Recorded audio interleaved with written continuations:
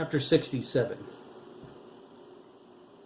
"What's this meeting about, Mike?" Arthur asked, setting his groceries on the conveyor belt. Lisa ran them over the automatic price checker. Mike looked at her with concern. She forced a weak smile. Arthur continued, "It's not like we know each other all that well." Mike held his breath and counted to 10. He was in a perpetual state of counting to 10 in Arthur's presence. He wanted to reach out and grab him by the throat. Thank God he got a hold of George Skinner before Arthur came in to do his shopping. Mike would have blown the whole deal if he hadn't. Son of a... Mike thought. He squeezed the edge of Arthur's cart. How was I supposed to know? Arthur's loyal to Hiram? Jesus, it's unreal. George was adamant about it. It was all Mike could do to protect his hearing once the fat man started yelling. "Colin!" George bellowed, when Mike finished relaying his suspicions about Hiram. Mike winced, pulling the phone away from his ear. "What?" a small voice asked from the other room. "Get outside and walk the dog." "I did already," Colin replied. "Then walk her again," George cried. "I've got a private phone call here. I don't need you eavesdropping. Now scoot." "Sheesh," Colin cried. "What a grouch. Come on, Sassy." George waited for the door to slam before opening up on Mike. "Are you crazy, Dougan?" he spat. "You called Kelly before anyone else?" "Not exactly," Mike replied. "I called Hugh first. He's coming." "Good!" George exclaimed. He pulled a chair out from the kitchen table and sat. He held his chest and checked his pulse. His heart was racing. He was an obese man, thin black hair, with bushy eyebrows and a mustache. His blue eyes were wide with fear. "I'm going to have a heart attack." "I hope you didn't give Kelly any details. If you did, you can bet the farmer already knows." "What makes you say that?" Mike asked. He turned toward Craig's knock on the rear door and hit the lock buzzer. He wasn't alone.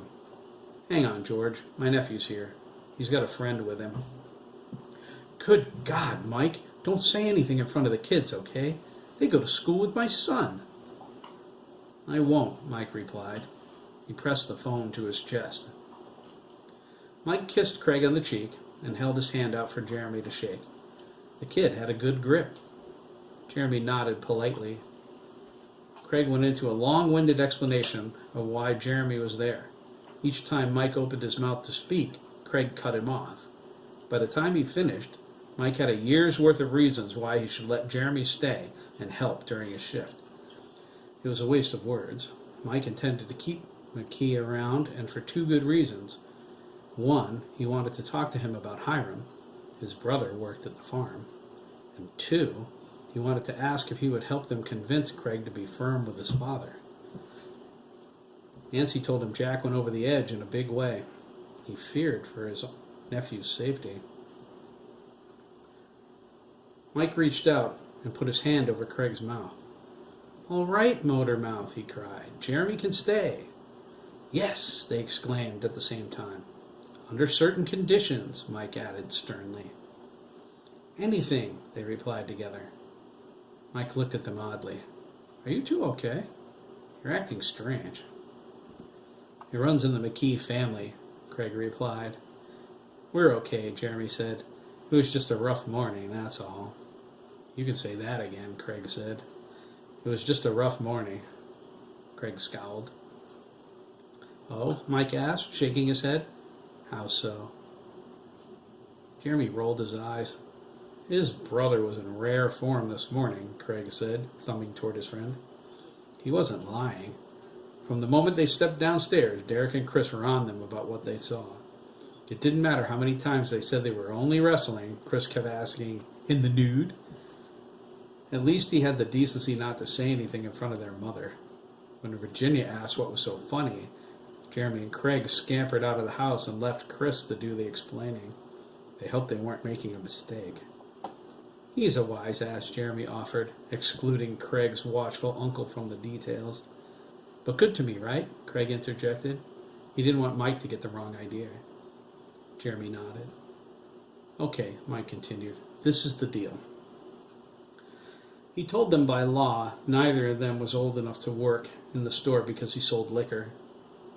There was some leeway with Craig since they were related, but Jeremy needed to keep a low profile. There were too many busybodies in Lancaster. It wouldn't take half the day before the entire town thought he worked at the market. It was a hassle Mike didn't need.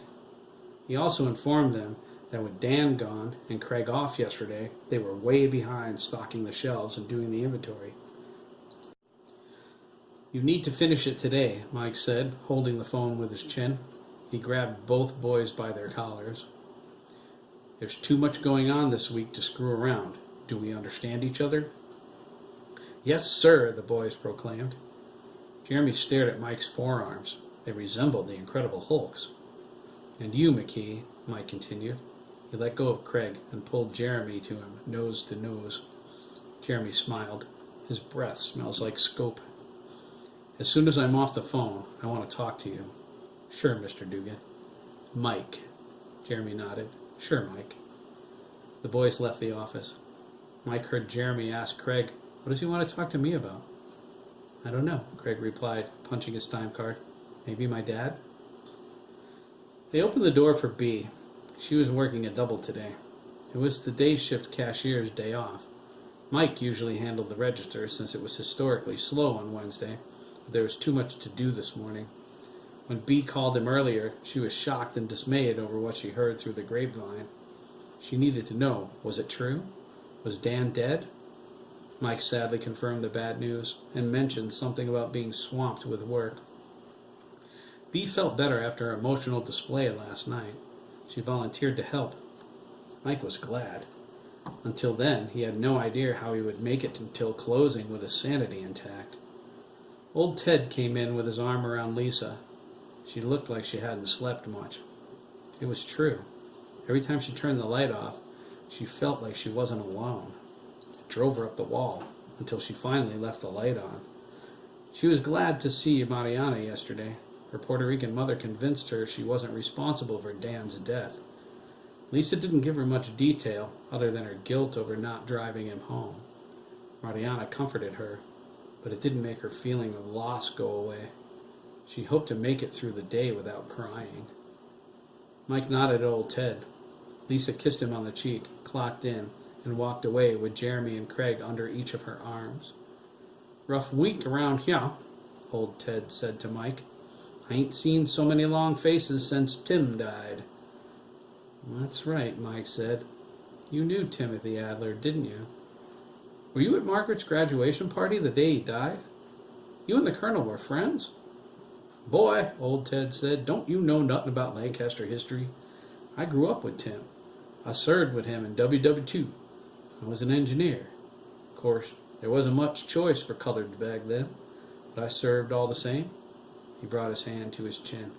"Tim was in Patton's Third Army. My unit was attached to him. He liberated one of them death camps. Killed a Nazi doctor, too. Bremen was his name. He was experimenting on kids, torturing them. Tim caught him in the act and shot him dead. They pinned a medal on his chest." He looked at Mike. "Tim was my best friend," he said. His gaze became far away and sad. "He died in my arms the day of that party." "Really?" Mike asked. He lifted the phone. "Hang on, George," he said, and covered it with his hand. "There are a lot of rumors about what happened that day. Some say Margaret killed." "If you're asking me about things that are none of your business," old Ted snapped, "I wouldn't. I don't gossip." He paused, his expression frustrated. "She never laid a hand on her father." He motioned to the boys who were up front with Bea and Lisa. "You there, youngins. I gotta hack up some pork chops this morning. Care to watch? I got the whole pig." "Ew!" they exclaimed. Jeremy and Craig made it inside the butcher shop before old Ted did. Mike grunted. Just what they need to start off their day. I hope neither one of them has a weak stomach. "Mike," George cried, "did you forget about me?"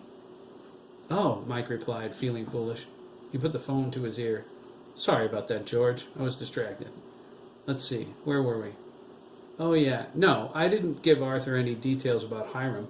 I just left a message for him to call me." "Colin, go in the other room." "Jeez," Colin whined. "Can I eat around here?" My foot with your buttocks if you don't get moving, George exclaimed. There was a pause.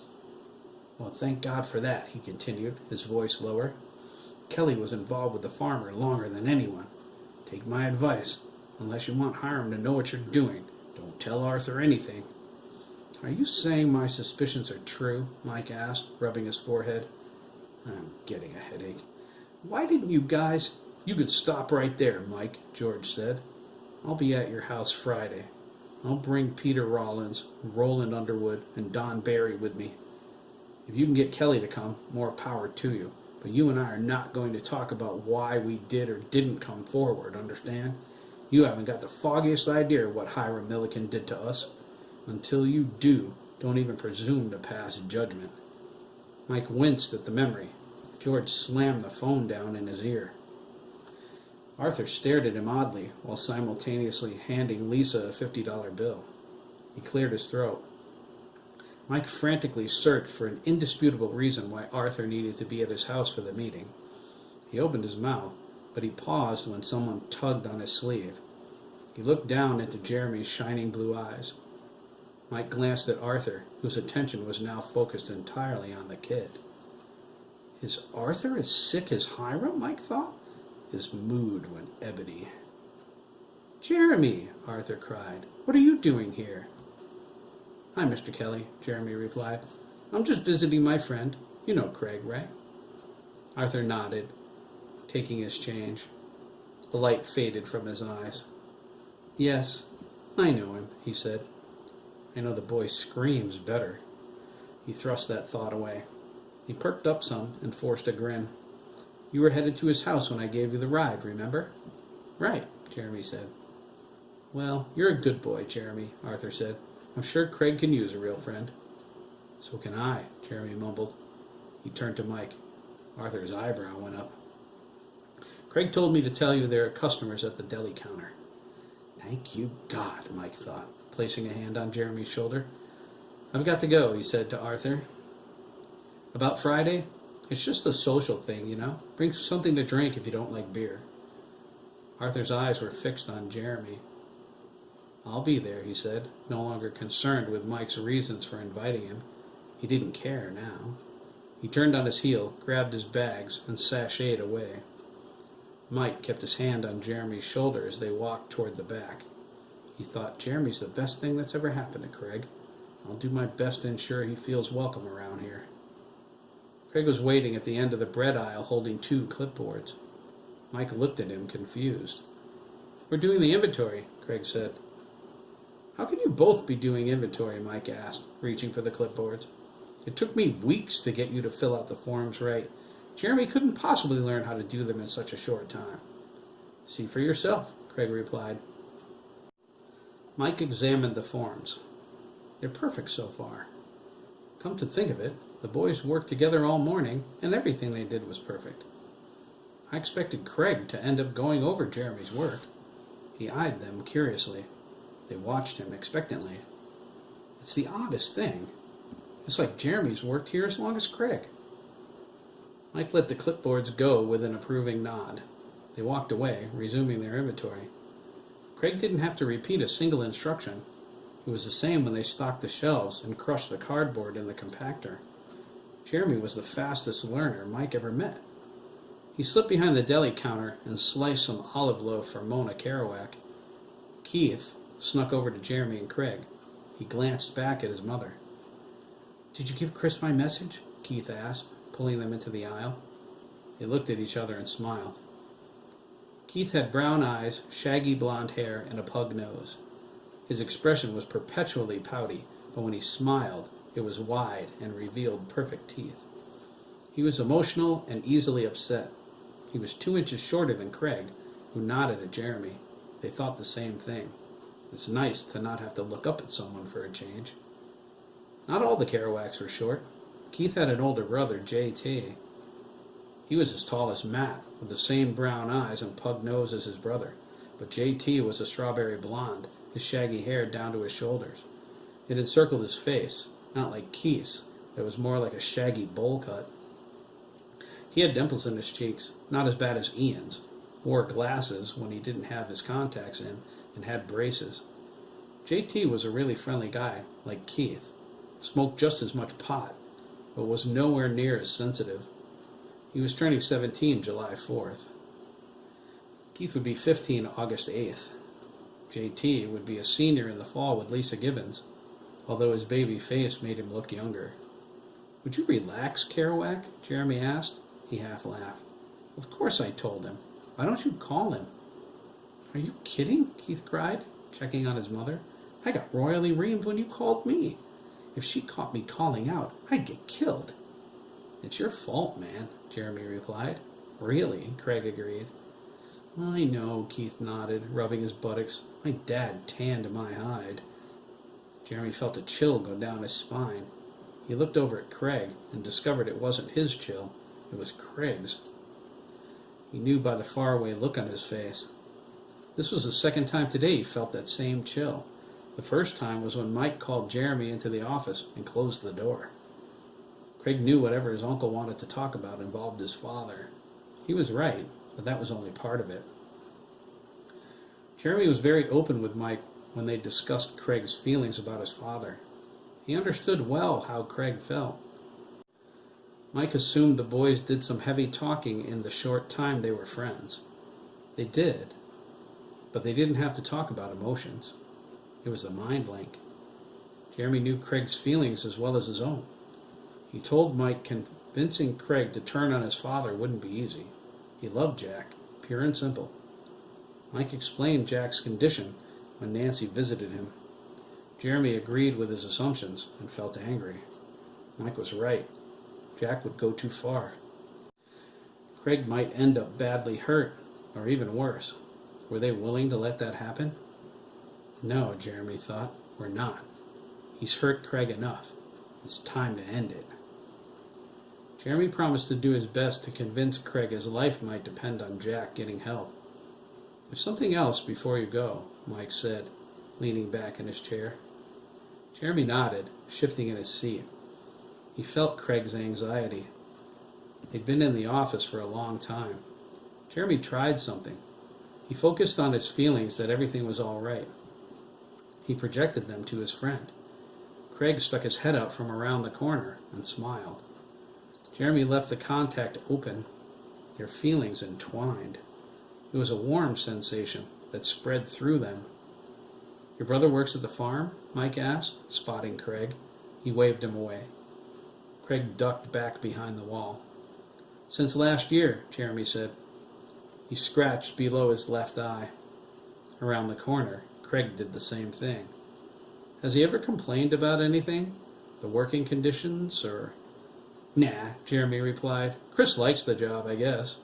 I don't know how he could. He's such a woman about his looks." He cocked his head and asked, "Why are you asking me this?" "Well, with Dan gone, there's a position open here," Mike lied. He slipped his left hand into his pocket and crossed his fingers. "I thought he might be interested." "I doubt it," Jeremy said. "Hiram gives him a lot of hours. He could get more, but he doesn't like sleeping over there." "Oh?" Mike asked, a rush of adrenaline flowing through his heart. "Did he ever say why?" "Chris stayed over there once last year. He said the bed in the guest room hurt his back. He refuses to stay over there now." "Is that so?" "Yeah," Jeremy confirmed. "He lets Todd O'Connor or Dabney Copeland do the overnights. Todd practically lives there." Mike instantly filed that in his mind. He saw Todd a couple of times a week when he stopped in for sandwiches. His heart sank, but he held his anger, now a strong desire to commit murder, and continued. "What about Dabney Copeland?" he asked and mumbled, the little snot. Jeremy smiled. "Hard to believe he works there, huh? He's been acting weird ever since Derek Mellon beat him up. He's almost human." Mike looked surprised. Jeremy shook his head. "Believe me," he said, "Dabney can be a real bastard. He can be as mean as Jack." Mike felt a dagger of ice stab into his spine. "I'm going to put my hands around Hiram's neck and squeeze his head off," he thought. "Chris, Dabney, Jack, George, how many kids has he molested?" Mike asked if Jeremy could have Chris call him and keep him posted about Craig. Jeremy said he would. Mike sat in the office for a long time after he left, his mind filled with thoughts of his brother. Sandra's instincts opened a can of worms he never even knew existed. He felt like a fool. His anger toward Jack blinded him to what was so obvious. What about Mom? Mike wondered. She never lets a thing escape her notice. How could Hiram molest Jack right under her nose? Under all our noses? There was an answer in there. Mike wasn't sure he wanted to hear it. Jeremy and Craig escorted Keith back to his mother. Mike was slicing Swiss cheese for her. They waited until he finished. Mona led her errant son away into the dairy aisle. Poor Keith, Jeremy thought. His summer's history, except for scouts. Who gets grounded from that? Go to your room, son. You can't be a better citizen today. The old geezers will have to take their chances in traffic. He smirked. He promised to relay a message to Chris. Keith would be at Dan's funeral and hoped to see him. His breath smelled like pot. He was stoned, but insistent. Keith wanted to touch base. Mike glanced down at them. His steady gaze interrupted Jeremy's train of thought. We're hungry, they said together. Jesus, Craig, Jeremy whined, elbowing his friend. Would you get a brain of your own? Look who's talking, Craig retorted, elbowing him back. I'll make you guys some sandwiches, Mike offered. These two are too much. What do you want? Ham and cheese, they replied, in unison. Jeremy reached around and pinched his left buttock. Craig jumped and glared at him, rubbing his own. Ham? Mike asked Craig, puzzled. You hate ham.